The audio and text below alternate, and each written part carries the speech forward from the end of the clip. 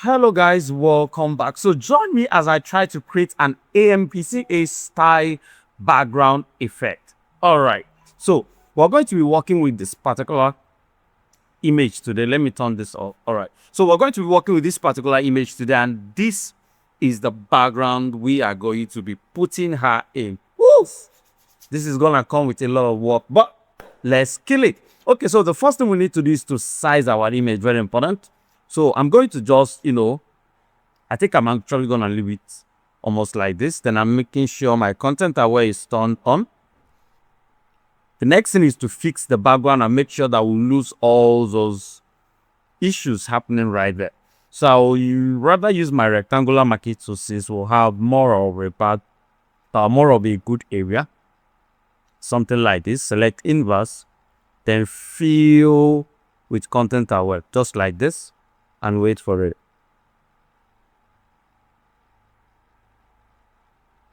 Okay, beautiful. So once this is done, I'm going to make a selection of my subject. So I don't think it's going to actually be a very difficult one to be. It's actually going to be very simple. So don't panic. Right click, go to select inverse. Right? Just make sure your selection is right.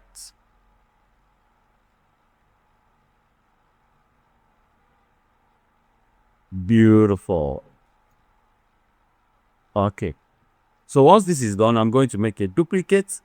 Right click, layer via cut. So I have my object on a separate layer and my background on a separate layer. Now I can bring in the one I want to put there. Just drag it and place it over. Of course, if you want to smoothen out your own perfectly, if you want to keep it like that, perfect. For now, I'm not even sure what I want to do. So I'm going to place, I need that moon to, create more of a background effect for her, like a soft box. So I'm going to scale in so much so that when I place her right there, it's going to look like, it's going to look like it's just within her shoulder, something like this. Okay, so I think that would work.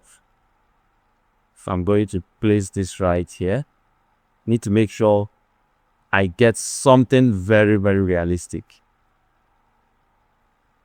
Beautiful. Okay, we can work with this. Press enter. So now the next thing is to blend things in. If you look at it, my object is separate, the sky is separate, the water is separate. You look there, you are going to see it. So we need to blend things in and make sure it looks realistic. So how to get that done? Sometimes you can decide to change your blend mode. If you look at the way it just blended in now, all I need to do is to darken the background and all of that. But I do not want to lose the contrast of my background at all. So what I'm going to do is I'm going to make a duplicate, right? I'm going to use one as my background and use one as my floor. So if I turn this off and change the blend mode of this can allow me restore the shadows by masking it in. So I think I will need to smoothen this out at this point. So I can just restore only my shadows available. Then maybe darken it down from here, is a curve, bring it down, boom.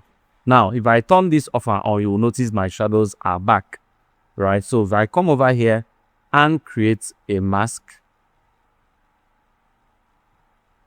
right? So the mask is going to allow me restore back the shadow just slightly, enough to make it look like she's standing there. Good. But I still need my background looking so contrasty. So because I did that, if I use a mask here,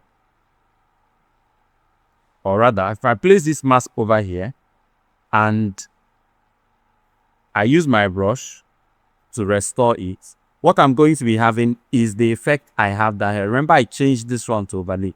So this is going to allow me use the one under as my floor and still use this one as my main background. So now we have that beautiful shadow on the floor, still without getting back all the dark edges and all of that, making it lose contrast. Now looking at it, I think my background is too exposed, so I'm going to use my curves and just pull it down a bit. Beautiful. use my curves and pull up my object a bit. So I'm going to clip this to her just slightly. Then go into my colors, right? So if you look at the background, you're going to notice we have a very strong golden color. So if I tone in a bit of red, tone in a bit of yellow, look at that. Already looking cool. And maybe a little magenta. I'm not sure. Let's see how magenta handles things. Okay, so I think green actually does it better. So with just this little toning I did in my curves, this is the difference we've created right away. But now, if you look at what we have going on right here, you will notice that the sky is actually reflecting on the water, but she's not. So what do we do? Very simple. We reflect her. So come over here, make a duplicate of our object, the one down, press Ctrl T, right click and flip horizontally. No, sorry, vertically. So we're going to have her here. If I just drag this over and place it right here, just where I want it to be. Press OK. Change the blend mode to maybe soft light, overlay, or multiply. I think multiply does it better. And just bring it down.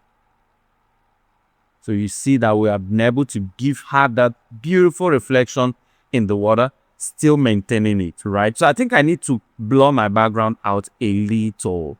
So that I go to my filter, blur gallery, tilt blur, so that the attention stays on the lady. So that I bring this down over here. Okay, this works, but I think it's slightly too much. You press OK. And once that is done, I'm going to definitely use my color lookup table to create a very beautiful color grading. So let's look for something very suiting.